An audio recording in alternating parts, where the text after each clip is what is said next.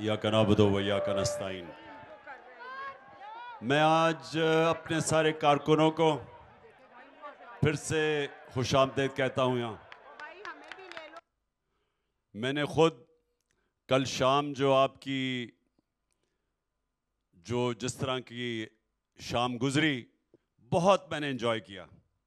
और मैं फिर अपने जितने हमारे परफॉर्मर्स थे, इब्रार, नजम शाह और रीना, मैं सबको आज और मैं फिर से तहसीन पेश करता हूँ। इस तरह की सब ने एंटरटेन किया लोगों को। मेरा बस आपको मुख्तसर पैगाम है, मैं आपके सवालों का जवाब दूंगा बाद में, कि 27 को बहुत बड़ा फैसला होने जा रहा है सुप्रीम कोर्ट में। इसमें यह पता चलेगा कि क्या पाकिस्तान में यह हुकूमत तैयार है इलेक्शंस करवाने की या नहीं। जिस तरह आपको पता है कि ये रोंदू बच्चों की तरह विकेटें उठा के भाग गए हैं, मैच खेलने से डर रहे हैं। हम इनको वापस बुला रहे हैं कि तैयार आए, वापस आए, मैच खेलें, लेकिन क्योंकि उनको पता है कि इनके सामने एक शिकस्त इसलिए है कि उन्होंने मुल्क को, जब से इन्होंने साजिश करके मुल्क की इन्होंने क़यादत संभाली, तो मुल्क के जो हालात हैं, कभी भी पाकिस्तान की तारीख में इतनी तेज़ी से मुल्क के हालात इतनी तेज़ी से नीचे नहीं गए। सबसे ज़्यादा पाकिस्तान की तारीख में महंगाई,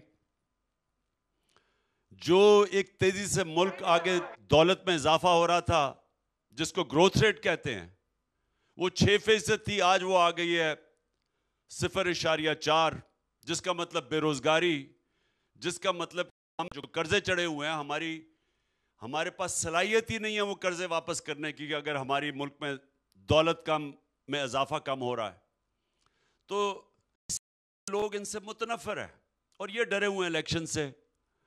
और ये इसलिए भी डरे हुए हैं कि उनको डर ये है कि अगर इमरान खान इलेक्शन जीत गया और तहरीक इंसाफ, तो इन्होंने जो इतनी मेहनत से NRO लिया है, उनको उसका भी डर लगा हुआ है। 1100 अरब रुपए इन्होंने अपने माफ़ करवा लिए हैं, तो इसलिए ये इलेक्शन से भाग रहे हैं। तो मैं आज अपनी तहरीक इंसाफ के कारकुनों, आपको और अपनी सारी कौम को ये पैगाम देना चाहता हूँ कि अगर ये हुकूमत सुप्रीम कोर्ट के फैसलों के ऊपर अगर ये ना चली, और जो आइन वाज़े कहता है कि 90 दिन में इलेक्शन होने चाहिए, अगर इन्होंने आइन और सुप्रीम कोर्ट की उनके फैसलों की खिलाफ वर्जी की, तो सारे पाकिस्तानियों को मेरा पैगाम है, अपने बचाने के लिए आपको सबको तैयार होना चाहिए कि हम फिर पुरअमन एहतजाज के लिए पाकिस्तान की सड़कों पर निकलेंगे। क्योंकि कोई मुल्क नहीं चल सकता जब उसके आइन की ख़त्म हो जाती है कोई हैसियत। क्योंकि मुल्क तो चलता है क़वानीन के ऊपर और उसी के से फैसला होता है इंसाफ क्या है। लेकिन जब आइन की कोई कदर नहीं है, इसका मतलब कानून ख़त्म हो गया। इसका मतलब पाकिस्तान बनाना रिपब्लिक बन गई, जंगल का कानून आ गया। तो इसलिए तो हम सब के ऊपर ये लाजिम है कि हम फिर अपने आइन को बचाने के लिए, अपने मुल्क को बचाने के लिए हम सब सड़कों पर निकले। तो उसकी सब तैयारी कर लो।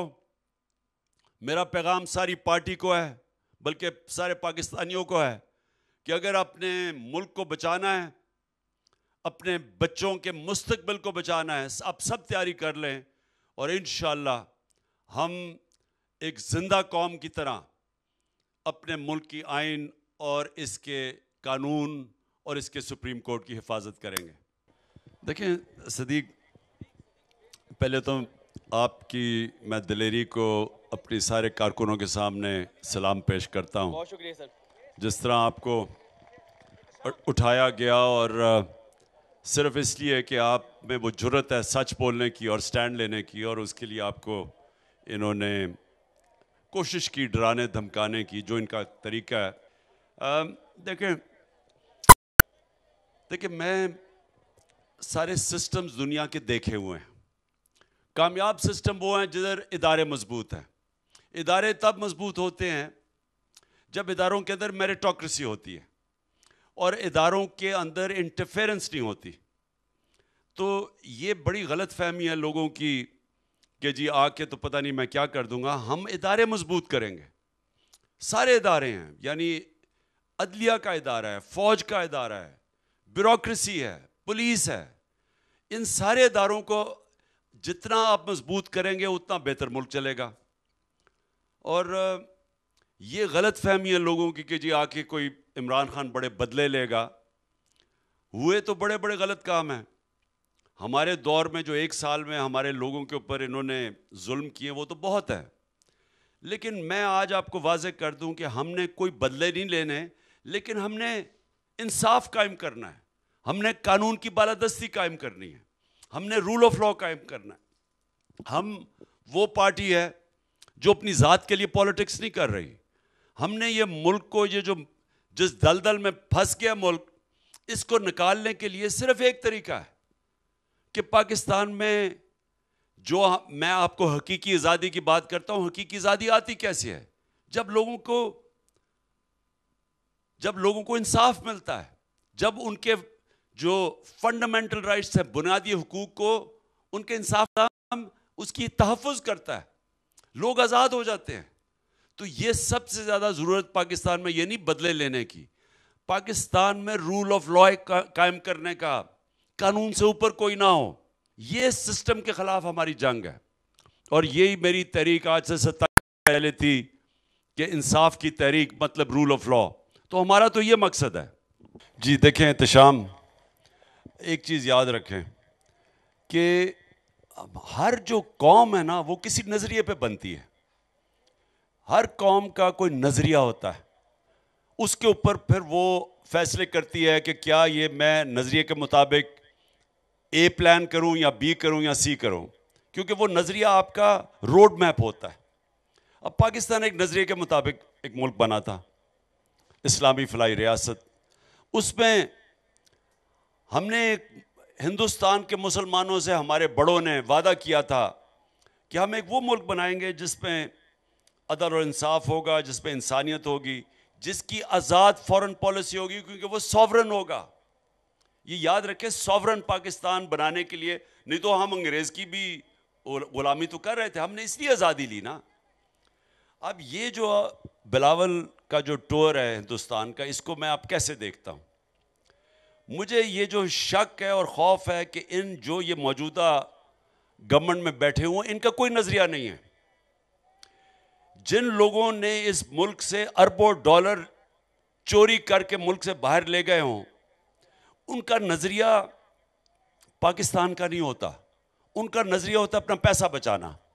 اب وہ پیسے بچانے کے لیے ساری اپنی فورن پالیسی بناتے ہیں. میں آپ کو مثال دیتا ہوں, ان کے 10 سالوں میں نواز شریف کے اور آصف زرداری کے 8 سے لے کے 18 تک 400 ڈرون اٹیک سے زیادہ ہوئے پاکستان میں. ان دونوں کو پتا ہے کہ ڈرون اٹیک سارے انٹرنیشنل ہیومینیٹرین لاز کی وائلیشن ہے. یہ کبھی ہوا ہی نہیں ہے کہ جس کے لیے آپ جنگ لڑ رہے ہیں وہی آپ کے اوپر ملک میں بمباری کر رہا ہے. اور وہ جو لوگ بے قصور لوگ مرتے تھے وہ بدلہ پاکستان سے لیتے تھے.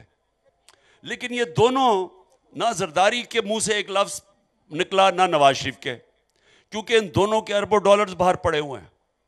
تو ان کی پرائیورٹی پاکستان کے شہریوں کی زندگی نہیں تھی, یا پاکستان کے اوپر جو ہماری سوورنٹی کے اوپر اٹیک ہو رہا تھا, ہماری آزادی کے اوپر, وہ نہیں تھا. ان کی پرائیورٹی تھی ان کا جو باہر اربوں ڈالر چوری کر کے باہر پیسہ بھیجا ہوا ہے, جو یہ بڑے بڑے محلوں میں رہتے ہیں, بڑی بڑی گاڑیاں چلاتے ہیں, بڑی بڑی پراپرٹیز ہیں ان کی. تو وہ جب ان کی پراپرٹیز ان کی پرائیورٹی ہے. اب یہ جو بلاول گیا ہے ہندوستان جائے گا, ہم نے کیوں, میں تو ہندوستان ان سب سے بہتر جانتا ہوں. ہندوستان میں مجھے لوگ سب سے, کسی پاکستانی کو شاید اتنا نہیں جانتے جتنا مجھے جانتے ہیں. میں یہ پہلے بھی کہہ بیٹھا ہوں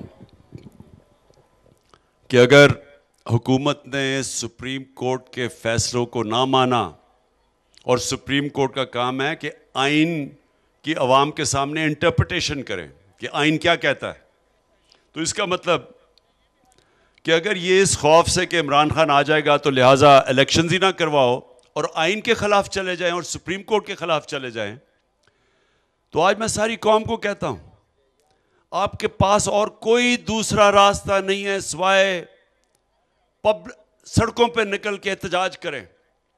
کیونکہ اگر آپ نے احتجاج نہ کیا اس کا مطلب کہ پاکستان کا آئین ختم ہو گیا. جب آئین ختم ہوتا ہے ملک ختم ہو جاتا ہے. اس کے بعد تو جو طاقتور فیصلہ کرے گا کہ آئین کی کون سی شک ماننی ہے اور کون سی نہیں ماننی، تو جنگل کا قانون ہو گیا.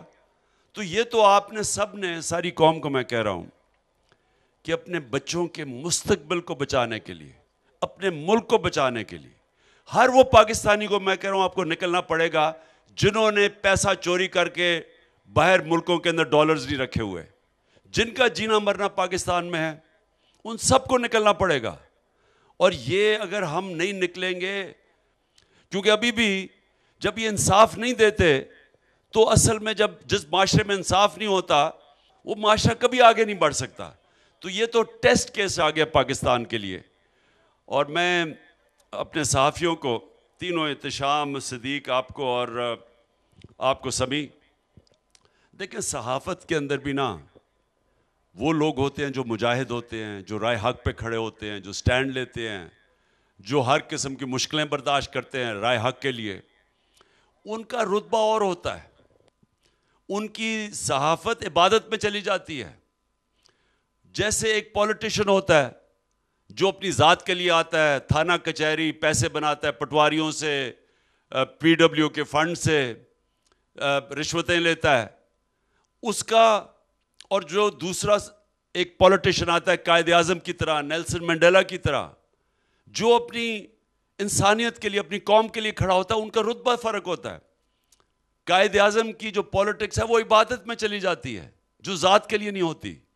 اور اسی طرح جس طرح آپ کی صحافیوں کی، اسی طرح وہ ڈاکٹر جو اپنا ٹائم دیتا ہے، مفت مریضوں غریبوں کا علاج کرتا ہے، اور دوسرا ڈاکٹر جو پیسے بنانے لگا، ان کا رتبہ فرق ہوتا ہے.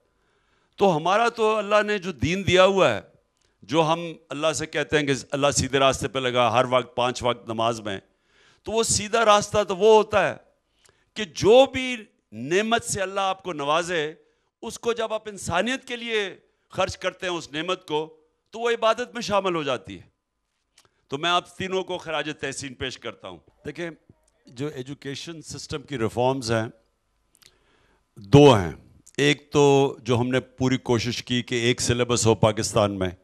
یہ جو انگریزوں کی غلامی کا بنایا ہوا سسٹم کہ تھوڑے سے طبقے کے لیے انگلش میڈیم، تو کوئی 8 لاکھ بچے ہمارے انگلش میڈیم پڑھتے ہیں، باقی کوئی 3 کروڑ بچے اردو میڈیم، اور اس کے بعد 25 لاکھ بچے دینی مدرسوں میں جاتے ہیں. تو ہماری پوری کوشش تھی کہ ایک سلیبس ہو سارے پاکستان میں جو دنیا میں ہوتا ہے.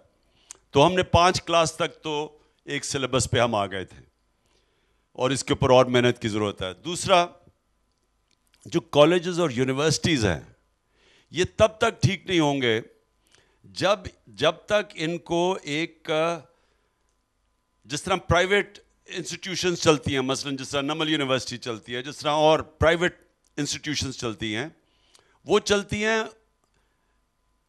بورڈ آف گورننس کے نیچے. وہ چلتی ہیں جس طرح کہ اگر کوئی ٹیچر اچھا کر رہا ہو تو اس کو آپ زیادہ تنخواہ دیں گے، پروفیسر کوئی ہو تو سائنس اس کو زیادہ ملے گی. وہ مارکیٹ ریٹ پہ چلتی ہیں. شوکت خانم کا میں آپ کو ماڈل بناتا ہوں. شوکت خانم کیوں ماشاءاللہ کامیاب ہے؟ کیونکہ ایک بورڈ بیٹھتا ہے اور وہ صرف میرٹ پہ فیصلے کرتا ہے، وہاں کوئی انٹرفیئرنس نہیں ہے اس ہاسپٹل میں. اسی طرح نمل یونیورسٹی ہے، اس میں کوئی انٹرفیئرنس نہیں ہے.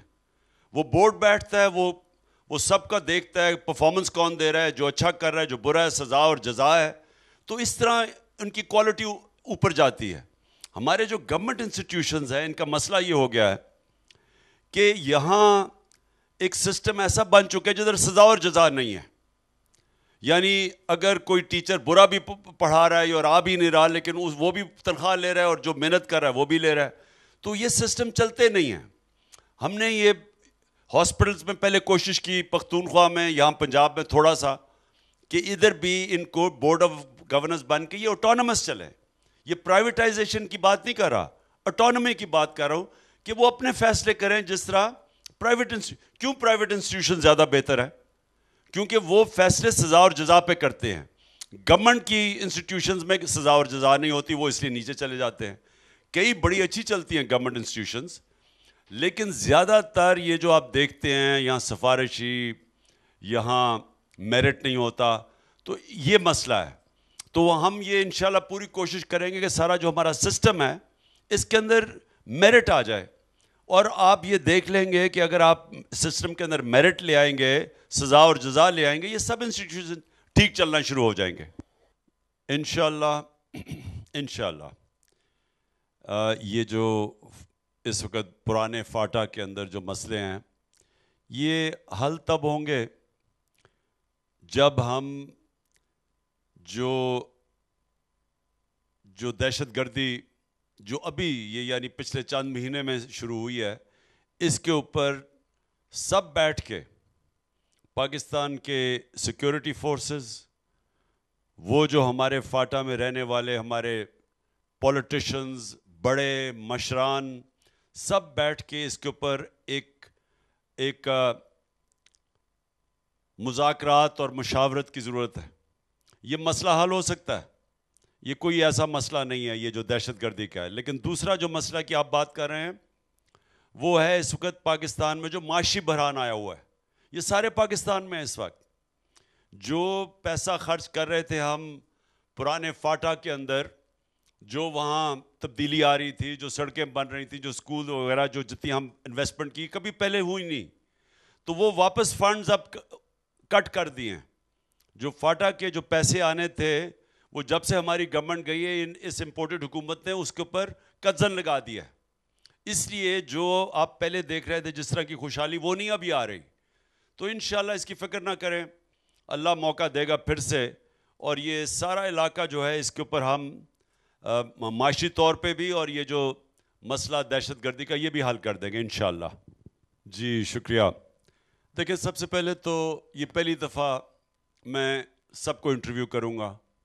اس سے پہلے میں نے کبھی انٹرویوز نہیں کیا, تو مجھے پورا وقت تو نہیں ملا, لیکن میں نے تقریباً 1000 کینڈیڈیٹس کا انٹرویو کیا, لیکن وہ مجھے ٹائم نہیں ملا باقیوں کا کرنے کا. چاہتا تو میں سب کا انٹرویو کرنا ہے. اب خواتین کا میں انٹرویو خود کروں گا, اور میں آپ کو بھی بتا دوں کیا کیا کرائیٹیرین ہوگا.